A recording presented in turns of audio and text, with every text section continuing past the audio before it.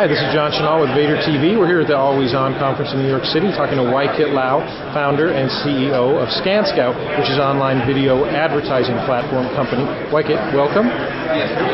So you were on a panel last night talking about the state of online advertising, video advertising, and you made an interesting comment. You tried to guess how much of the content on YouTube is actually monetizable, talking about the difference between user-generated content and professionally done content. So what's your take on the stuff that you guys do? How much of the content out there is monetizable?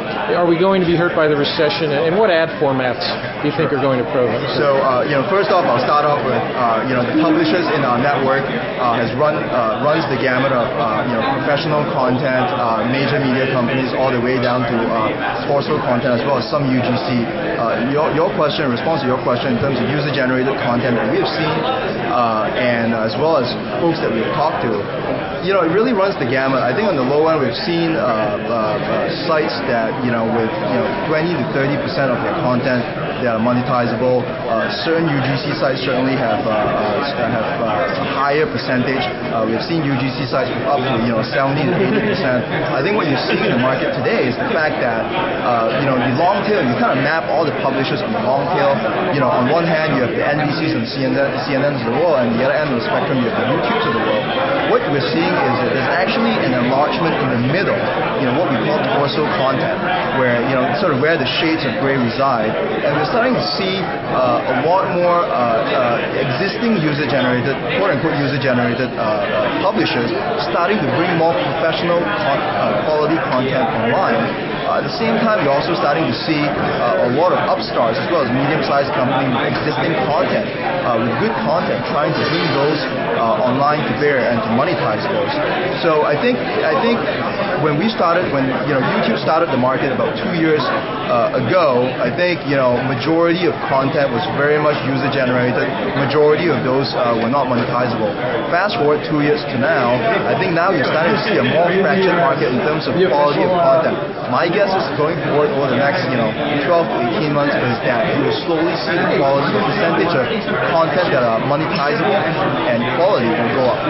Now, the panel you were on last night was discussing the fact that 21% of eyeballs are spent online, but only 7% of advertising.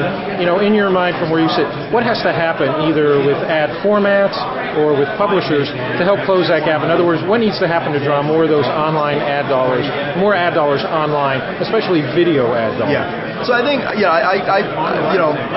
my first thought on this is that, ad dollars always follow where the eyeballs are. It's always been true, will always be true.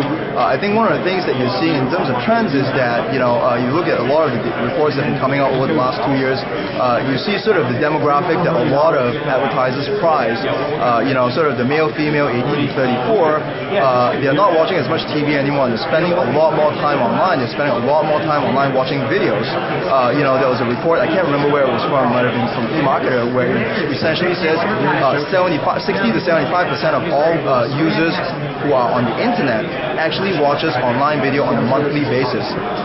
And so there's certainly a fast-moving trend where the consumption of online videos are growing. I think that it is now at scale. I mean, if you look at ComScore reports as well as other reports, ComScore basically says right now there's 9+ billion streams served every month. I think that's on Q4, if I'm not mistaken. So what you're starting to see is that within a short year and a half, really, there's been a dramatic shift in terms of consumption of video from TV into online. So I think one of the things that you start to see is that as more professional content comes online, you see sites like Hulu.com with really good quality content as well as good user experience, high definition comes online. Not just Hulu, but other big media companies doing the same. You will start to see even more consumption that's going to move online. Okay, Waikit, last question. From where you sit, you talk to a lot of people who advertise. Ad recession, is there any softening or is there any slowdown in the ad dollars coming to video online? Or what are you hearing out there in the marketplace? So, so far we haven't seen any slowdown at all. I mean, if anything, we've sort of seen more shifting of the budget going to online video. I think that could be attributed to a couple of reasons. I think one is the sort of the short-term reason of the writer's strike, on TV. That's obviously impacting us in some favorable ways. I think longer term, I think one of the things, the tenet of online advertising, be it video or not, is always sort of measurability. Is the ability to basically say, well, I paid $1 for this, what's my return, the ROI, obviously. And you kind of look at, sort of the old measurement on TVs or GRPs and the like, it's been around for decades, right?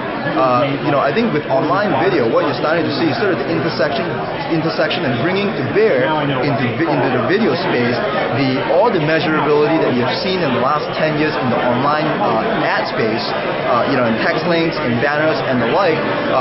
Speaking for ScanScout alone, we essentially track every single metric of the user interacting with the ad, watching the ad, and the like, and we report back to the advertiser.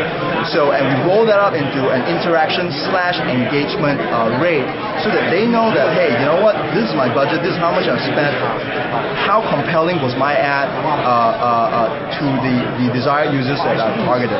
So I think that helps a lot in terms of being able to get returns on the dollar, regardless if your campaign is branding, brand awareness, brand building, to the other end of the spectrum, which is customer acquisition.